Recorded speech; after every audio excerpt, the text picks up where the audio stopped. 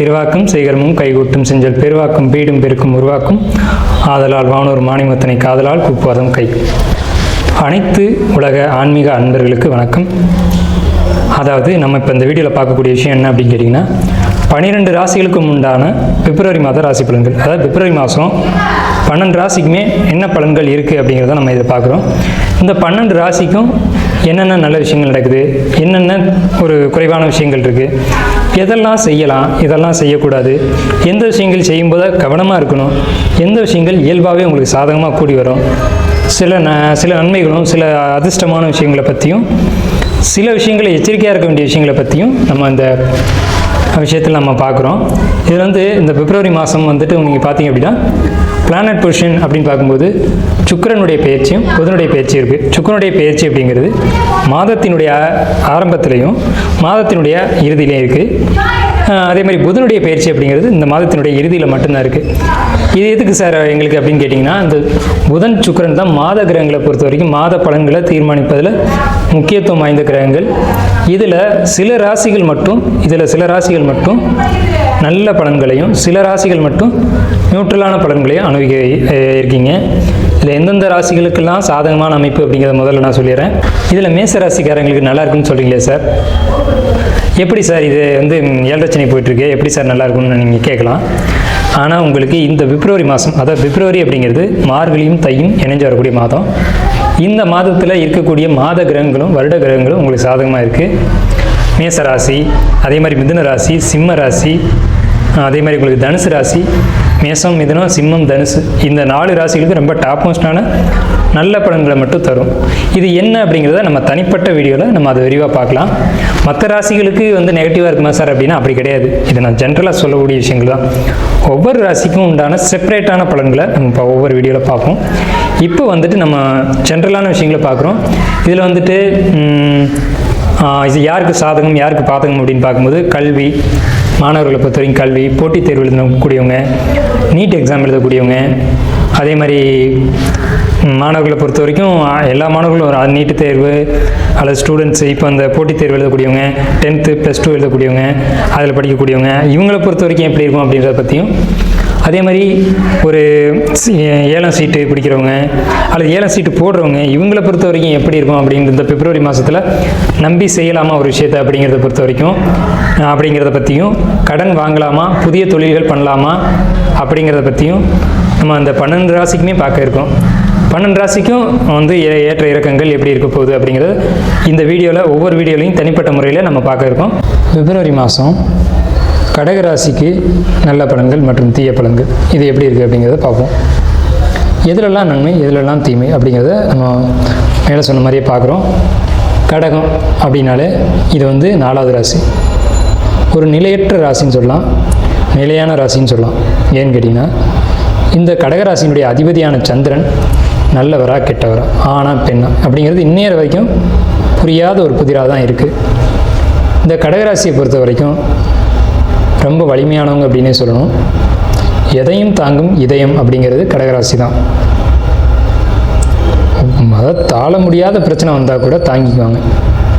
அப்படிப்பட்ட நமக்கு இந்த பிப்ரவரி மாதம் எப்படி இருக்குது அப்படிங்கிறத பார்க்கலாம். இந்த பிப்ரவரி மாதத்தினுடைய கிரக நிலைகள் அப்படிங்கிறது கடக ராசிக்கு 12ல் குரு வக்ரம், 2ல் கேது, 2 பக்கமும் 2 வக்ர கிரகம். சரிங்களா? இந்த 12ல் வக்ரமான குரு மறுபடியும் பெயர்ச்சியாகி சந்திரனை தான் தொட போகிறாங்க. ஆனால் இந்த பிப்ரவரி மாதத்தில் இல்லை. பிப்ரவரி மாதத்தில் 19ஆம் தேதி மட்டும் சுக்கிரனுடைய பெயர்ச்சி மீனத்துக்கு போகுது. அதாவது உங்கள் ராசிக்கு 9ஆம் வீட்டில் உச்சம் பெற போகுது. இது ஒரு சிறப்பான ஒரு மகிழ்ச்சியான உங்களுக்கான செய்தி. ஏன்னு கேட்டிங்கன்னா, அந்த வீட்டில் ஆல்ரெடி சனி பகவான் இருக்கார்.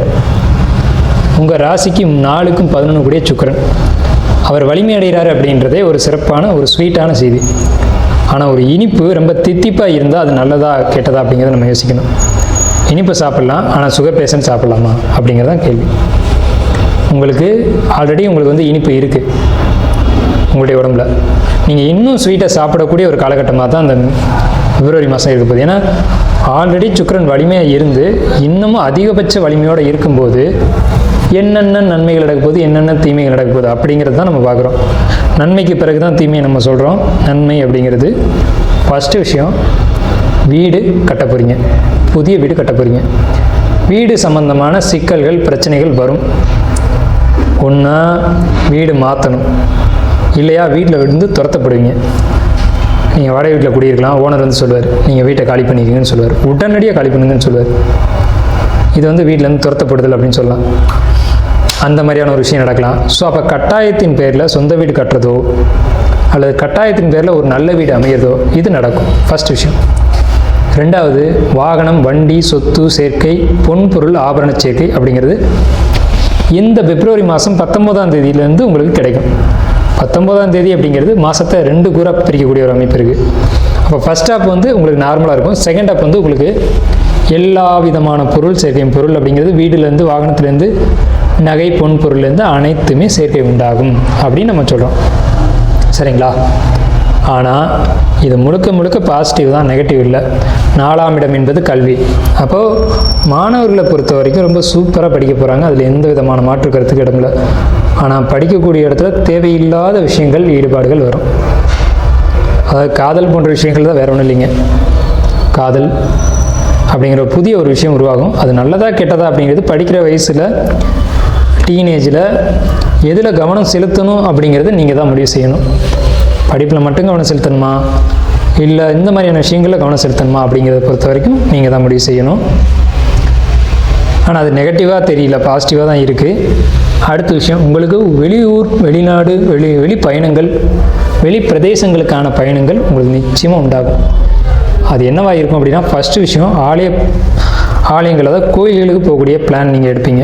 ஃபஸ்ட்டு விஷயம் எதுக்காக எடுப்பீங்க அப்படின்னா, உங்களுடைய குலதெய்வமாக இருக்கலாம், அல்லது ரொம்ப நாள் நீங்கள் விட்டு போன தெய்வங்களாக இருக்கலாம், போகாமல் இருந்த தெய்வங்களாக இருக்கலாம். ஒரு கோயிலுக்கு அப்படின்றது அடிக்கடி போகணும், வரணும் அப்படிங்கிறது தான் யதார்த்தமான ஒரு விஷயம். எப்போ ஒருத்தர் கோயில்களுக்கு அதிகமாக போகலையோ அவங்களுக்கு கஷ்டம் துரத்த ஆரம்பிச்சிடும். ஒரு மனிதன் கோயிலுக்கு போகிறத குறைக்கிறான் அப்படின்னா அவனுக்கு பின்னாடி ஒரு நெகட்டிவான விஷயங்கள் நடந்துக்கிட்டு இருக்குது அப்படிங்கிறதான் உண்மை. ஸோ நீங்கள் ஆலய பிரவேசங்கள் செய்யும்போது உங்களுக்கான தரித்திரங்களாக இருக்கட்டும், உங்களுக்கான நெகட்டிவான விஷயங்களாக இருக்கட்டும், இதெல்லாம் அடித்து நொறுக்கப்படும். ஸோ இந்த பிப்ரவரி மாதம் சொல்லப்போனால் உங்களுக்கு பாசிட்டிவ் அதிகம் அதிகம் அதிகம். அந்த பாசிட்டிவை சொல்கிறதே அதிகமாக இருக்குது. அது ஒரு விஷயம். வேலையில், ஜாப்பில் இருக்கக்கூடிய, நான் கவர்மெண்ட் ஜாப்பில் இருக்கேன், அல்லது உங்களுக்கு மேக்ஸிமம் கவர்மெண்ட் ஜாப் இருக்கும் கடகராசிக்காரங்களுக்கு, கவர்மெண்ட் ஜாப்பில் இருக்கிறேன், அல்லது ஒரு நல்ல பொசிஷனில் ஒரு ஜாப்பில் இருக்கேன், ஒரு நல்ல ஒரு கம்பெனியில் இருக்கேன், நல்ல ஒரு வேலையில் இருக்கேன் அப்படின்னு சொல்லக்கூடியவங்களுக்கு இன்னும் நல்ல விதமான ஒரு ஜாப் பொசிஷன் அப்படிங்கிறது, ஒரு ப்ரொமோஷன் அப்படின்னு சொல்லலாம், இன்க்ரிமெண்ட் சொல்லலாம், அதுக்கு என்ன வேணாலும் சொல்லலாம். உங்களுக்கு வந்து ஒரு பதவிகள், பட்டங்கள் இதெல்லாம் கிடைக்கக்கூடிய அமைப்புகள் வரும். இது நாள் வரையிலும் உங்களுக்கு ஜாப்பில் இருந்து தொந்தரவுகள் நீங்கும். இது ஒரு ரொம்ப ரொம்ப ரொம்ப நல்ல செய்தி. அதே மாதிரி உங்களுக்கு 5, 10 கூடிய செவ்வாய் உங்களுக்கு அவருடைய பார்வையின் ரீதியாக உங்களுடைய ராசிக்கு 10ஆம் இடத்தையும், உங்கள் ராசிக்கு 2ஆம் இடத்தையும், உங்கள் ராசிக்கு 3ஆம் இடத்தையும் பார்க்குறாங்க. முயற்சிகளில் கொஞ்சம் கடின முயற்சி எடுப்பீங்க. கடின முயற்சி எடுத்து காரியங்களை வெற்றி அடைவீங்க. ஆனால் ஏன் கடின முயற்சி எடுக்கணும் அப்படின்னா, உங்களுடைய முயற்சிகள் 1, 2 தடுமாற செய்யும். உங்களுடைய முயற்சிகள் எல்லாம் அரசாங்க, அரசியல் ரீதியிலான எக்ஸாமாக இருக்கலாம், அல்லது அரசியல் சம்மந்தப்பட்டதாக இருக்கலாம் அப்படிங்கிறது என்னுடைய கணிப்பு. ஏன்னா உங்களுடைய செவ்வாயினுடைய 8ஆம் பார்வை 3ஆம் இடத்தை பார்க்குது அப்படின்னா, அரசு சம்மந்தப்பட்ட விஷயங்களில் நீங்கள் முயற்சிகள் எடுக்கிறீங்க, அரசாங்க ரீதியாக ஏதோ ஒரு சப்போர்ட் எதிர்பார்க்குறீங்க அப்படின்றது தெரியுது. அல்லது வேலைக்கு போகணும்னு நினைப்பீங்க, ஜாப்புக்கு போகணும்னு நினைப்பீங்க. நம்ம அப்படியே இருந்து என்ன பண்ணுறது, வீட்டுக்காரர் மட்டும் சம்பாதிக்கிறாரு, நாமளும் சம்பாதிக்கணும் அப்படின்ற எண்ணம் உங்களுக்குள்ளே வரலாம். ஸோ அந்த ரீதியில் நீங்கள் வேலைகள் தேடுவீங்க, வேலைகள் கிடைக்கும், அது அரசாங்கத்தோடு தொடர்புடையதாக கிடைக்கும். இல்லை சார், நான் ஆல்ரெடி எக்ஸாம் எழுதிட்டேன் சார், எனக்கு வேலை கிடைக்குமா, வேலை கிடைக்கிறதுல ஏகப்பட்ட சிக்கல் இருக்குது சார் அப்படின்னு கேட்டிங்கன்னா, நிச்சயமாக அனைத்து தடைகளும் உடைத்தெறியப்பட்டு உங்களுக்கு அந்த ஜாப் கிடைக்கும். என்ன தடைகளாக வேணாலும் இருக்கட்டும். பொருளாதார ரீதியாக சில தடுமாற்றங்கள், சிக்கல்கள் உங்களுக்கு உண்டு. உங்களுக்கு சனியினுடைய அமைப்பு பொறுத்த வரைக்கும், உங்களுக்கு சனி வந்து மாரகாதிபதி, கடக ராசியை பொறுத்த வரைக்கும் மாரகாதிபதி. அவர் 9ஆம் இடத்துல இருக்கிறது அவ்வளோ சிறப்பு இல்லை. வெளிநாடு பயணங்களை நீங்கள் குறைச்சிக்கணும். ஆனால் அப்படியே முடியல, நீங்கள் போகிறீங்க அப்படின்னாலும் அதை வந்து கொஞ்சம் ஒத்தி வைக்கிறது நல்லது. ஆனால் அதையும் மீறி போக செய்யும். தொழில் ரீதியான விஷயங்களில் புதிய தொழில் ஆரம்பிக்கிறத நீங்கள் வந்து தவிர்த்துக்கணும். புதிய தொழில்களை ஆரம்பிச்சிங்க அப்படின்னா உங்களுடைய பிறப்பு ஜாதகத்தை எங்களை மாதிரி ஒரு ஜோசியர்ட்டையோ அல்லது உங்களுடைய ஆஸ்தான ஜோசியர்ட்டையோ அல்லது நீங்கள் வழக்கமாக பார்க்கக்கூடிய ஜோசியர்ட்டையோ கொடுத்து இந்த தொழிலை தொடங்கலாமா, இந்த தொழில் எனக்கு ஒத்து வருமா அப்படிங்கிறத நீங்கள் முடிவு செஞ்சுட்டு அதுக்கு பிறகு செய்யுங்க. அதில் நல்ல ஒரு விஷயம் இருக்குது. நெகட்டிவ் அப்படின்னு சொல்லக்கூடியது தொழில் ரீதியான விஷயங்கள் மட்டும்தான். ஜாப் பொறுத்த வரைக்கும் பாசிட்டிவான விஷயந்தான். ஜாப் ரொம்ப ரொம்ப பாசிட்டிவ். அதே மாதிரி உங்களுக்கு மாணவர்களை பொறுத்த வரைக்கும் கல்வி நல்லா இருக்குது, ஆனாலும் கவனத்தோடு படிக்கணும் அப்படிங்கிறத சொல்லியிருக்கோம். உங்களுக்கு மனசுக்குள்ளே ஒரு இனம் புரியாத கவலைகள் இருக்கும், அது தேவையில்லாதது தான். அதே மாதிரி தேவையற்ற எண்ணங்கள், தேவையற்ற சிந்தனைகள் இதன் பின்னாடி மனசு போகும், அதை நீங்கள் மாற்றிக்கோங்க. 8ஆம் இடத்து ராகுவை நம்ம மென்ஷன் பண்ணியே ஆகணும். திருமணமான பொண்ணுங்க, திருமணமான பசங்க, நமக்கு குடும்பம் இருக்குது, நமக்கு ஒரு லைஃப் இருக்குது அப்படிங்கிற எண்ணம் இருக்கணும் எப்போவுமே. நம்ம திருமண வாழ்க்கையை பார்க்கணும், குழந்தைங்களை பார்க்கணும், மனைவியை பார்க்கணும் அப்படின்ற எண்ணம் இருக்கணும். அதை மறக்கடிக்கும் ரீதியாக இந்த காலகட்டங்களில், அதாவது இந்த பிப்ரவரி மாதம் மட்டும் இருக்கும்.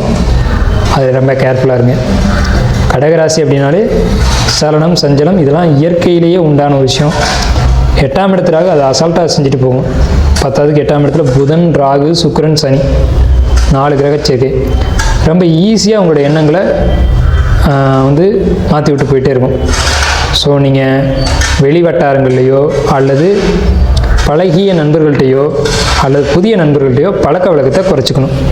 தேவையா அப்படிங்கிறத யோசிச்சு பாருங்கள். தேவையில்லைன்னா ஒதுக்கோங்க. புதிய கான்டாக்ட்லேருந்து, அதாவது உங்கள் மொபைலுக்கு அன்னோன் நம்பர்லேருந்து ஒரு மெசேஜோ ஏதோ ஒன்று வரும். அப்படி வந்துச்சு அப்படின்னா நீங்கள் அதை பிளாக்கில் போட்டு டெலீட் பண்ணிடுங்க. புரிஞ்சுதுங்களா? இவ்வளோதான் விஷயம். இல்லை அதுக்கு ரிப்ளை பண்ணிங்க அப்படின்னா அது சிக்கலில் கொண்டு போய் விட்டுடும். நீங்கள் ரிப்ளை பண்ணுறீங்களா அப்படின்னு பார்க்குறது தான் உங்களுக்கு அந்த மெசேஜ் வரும். அது தேவையில்லாத ஒரு விஷயம், நெகட்டிவான ஒரு விஷயம். தேவையில்லைன்றதோட அது நெகட்டிவான விஷயம், அது எங்கெங்கேயோ கொண்டு போய் நிறுத்திடும். 8ஆம் இடத்து ராகு. அதே நேரத்தில் 8ஆம் இடத்து ராகுல நெகட்டிவ் மட்டுமா இருக்குதுன்னு கேட்டிங்கன்னா இல்லை, பாசிட்டிவ் இருக்குது. இறை பக்தி, இறை நம்பிக்கை, ஆலய வழிபாடு அப்படிங்கிறதும் 8ஆம் இடத்து ராகு தான். இந்த விஷயங்களில் உங்களுக்கு ஈடுபாடுகள் அதிகமாகும். அதை நீங்கள் பாசிட்டிவாக பயன்படுத்திக்கலாம். காதல் திருமணங்கள் கைகூடி வரும். நிச்சயமாக இது வரைக்கும் லவ் பண்ணியிருக்கேன் சார், வீட்டில் சொல்லலை அப்படின்னா நீங்கள் வீட்டில் சொல்லிவிடுங்க. அதை அக்செப்ட் பண்ணுவாங்க. அது பெரியவங்களுடைய தலைமையோடு திருமணம் நடக்கும். கடகராசிக்கு இந்த பிப்ரவரி மாதத்தில் குடும்பத்தாரால் ஏற்றுக்கொள்ள முடிகிற அளவுக்கு தான் உங்களுடைய லவ்வும் இருக்கும். லவ் பண்ணுறவங்களை பொறுத்த வரைக்கும், மாணவர்கள் நம்ம ஆல்ரெடி சொல்லிட்டோம். சினிமா துறையை பொறுத்த வரைக்கும் ரொம்ப ரொம்ப ரொம்ப ரொம்ப சிறப்பான ஒரு அமைப்பு காத்துட்ருக்கு. ரொம்ப நாளாக நான் சினிமா துறையில் நடிக்கலை சார், இப்போ தான் திருப்பி இறங்கியிருக்கேன் அப்படி சொல்லக்கூடியவங்களுக்கு சான்சஸ் கிடைக்கும். அதை நீங்கள் விட்டுடாமல் நீங்கள் அதே பாதையில் போகணும். பிரேக் விட்டிங்கன்னா பிரேக்கு தான். ஆனால் பிப்ரவரி மாதத்தில் தான் அந்த பிரேக்கு உடைக்க முடியும். பிரேக்கு உடைக்கக்கூடிய சூழ்நிலைகள் உருவாகும். உங்களுக்கான வாய்ப்புகள், உங்களுக்கான அங்கீகாரம் கிடைக்கும். அந்த அங்கீகாரத்தை பயன்படுத்தி வெற்றியுடைய வாழ்த்துக்கள் நான் சொல்லிக்கிறேன். உங்களுக்கு பொருளாதார ரீதியாக எல்லா வகையிலுமே சப்போர்ட்டிவாக இருக்குது. ஆனால் பொருளாதார தடைகளும் இருக்குது. பொருளாதார தடைகள் உடைக்கப்படும் உங்களுடைய முயற்சியால். உங்கள் முயற்சிகள் ஒவ்வொன்றும் கடினமாக இருக்கும். கடினமாக முயற்சி எடுத்து உங்களுடைய வெற்றிகளை நீங்கள் அடைவீங்க. அது அரசாங்க ரீதியாக இருக்கும். நம்ம மேலே சொல்லிட்டோம். நீட் தேர்வு எழுதக்கூடியவங்களை பொறுத்த வரைக்கும் கண்டிப்பாக பாஸ் பண்ணுவீங்க. நீட் ப்ரிப்ரேஷன் பண்ணக்கூடியவங்களை பொறுத்த வரைக்கும் நல்ல ஒரு அமைப்பு இருக்குது. நீட் எக்ஸாம் எழுதக்கூடியவங்களுக்கு நல்ல ஒரு அமைப்பு இருக்குது. மருத்துவத்துறையில் இருக்கக்கூடியவங்களுக்கு, கடகராசிக்கு 7ஆம் இடத்துல செவ்வாய் உச்சம் அப்படின்றதுனால மருத்துவர்களாக இருக்கக்கூடியவங்களுக்கு நல்ல ஒரு ஒரு ஒரு அனுபவங்கள், ஒரு நல்ல ஒரு ஒரு ஒரு அமைப்பு அப்படிங்கிறது நிச்சயமாக இருக்குது. உங்களுக்கு தொழில் டல்லாக இருக்கா, இல்லை உங்களுக்கு தொழில் ஏதாவது தொய்வு ஏற்படுது அப்படின்னா அது நிவர்த்தி செய்யப்படும். அதே மாதிரி கடகராசிக்காரங்க யாருக்கேனும் உடலில் பிரச்சனை இருக்குது அப்படின்னா அது கண்டிப்பாக அந்த பிப்ரவரி மாதத்தில் சரியாயிடும். உடல் மன ரீதியான தொந்தரவுகள் சரியாகும். கடகராசிக்காரங்களுக்கு தந்தை உறவு பொறுத்த வரைக்கும் எப்போவுமே சரியாக இருக்காது. தாயினுடைய உறவு பொறுத்த வரைக்கும் இப்போதைக்கு நல்லா இருக்குது. இனி தாயினுடைய உறவு, தாயினுடைய உடல்நிலை இதெல்லாம் ரொம்ப சூப்பராக இருக்கும். தந்தையினுடைய உடல்நிலையை பொறுத்த வரைக்கும் ஆரோக்கியம் மேம்படும். தந்தையினுடைய அன்னோனியம், அண்டர்ஸ்டாண்டிங் இதெல்லாம் கூடும். ஆனால் தந்தைக்கும் கடகராசிக்குமான உறவில் ஒரு சின்ன கசப்புகள் ஏற்படும். அதுக்கு பின்னாடி தான் சரியாகும். கடகராசிக்காரங்க எப்போவுமே தகப்பனாரை பெருசாக எடுத்துக்க மாட்டாங்க. இது இயற்கையான ஒரு விஷயம். ஆனால் இப்போ மட்டும் பாருங்கள், கொஞ்சம் ஒரு ஒற்றுமை, கசப்பு ரெண்டுமே மாறி மாறி நடக்கும். இந்த பிப்ரவரி மாதம் 31 நாள், ஏன்னா பிப்ரவரி 31 தேதிகள் இருக்குது. இந்த 31 நாளில் இந்த மாதிரி மாறி மாறி நடக்கும். பிப்ரவரி மாதத்தில் கிரக பயிற்சிகள் அப்படிங்கிறது இந்த ஒரு பிளானட் மட்டும் தான். செவ்வாயுடைய பயிற்சியும் சுக்கிரனுடைய பயிற்சி இருக்குது. செவ்வாய் வந்து 14ஆம் தேதியும் பிப்ரவரி 13ஆம் தேதி செவ்வாய் வந்து பயிற்சியாகி கும்பத்துக்கு போயிடுறாங்க. மீனத்துக்கு சுக்கிரன் 19ஆம் தேதி பயிற்சியாகி போகிறாங்க. இந்த பயிற்சிக்கு பின்னாடி இன்னும் சூப்பராக இருக்கும் கடகராசிக்கு. கடகராசிக்கு மாணவர்களை பற்றி பார்த்துருக்கோம், காதலர்களை பற்றி பார்த்துருக்கோம், தொழிலை பற்றி பார்த்துருக்கோம், வேலையை பற்றி பார்த்துருக்கோம், சினிமா துறையை பற்றி பார்த்துருக்கோம். அதே போல் அரசியல்வாதிகளை பற்றி பார்த்துருக்கோம், அரசியல் பிரபலங்களை பற்றி பார்த்துருக்கோம். அரசியல் பிரபலங்கள் கடகராசியில் குறிப்பிட்டு சொல்லணும் கடகராசிக்காரங்க ஒரு பதவிகளை அடையிறது உறுதி. இந்த பிப்ரவரி மாதங்களில் நீங்கள் எடுக்கக்கூடிய முயற்சிகள் வெற்றி அடையும். சரிங்களா? ஆனாலும் எச்சரிக்கை தேவை. சில அவப்பெயர்களும் சில அவமானங்களும் வரத்தான் செய்யும்.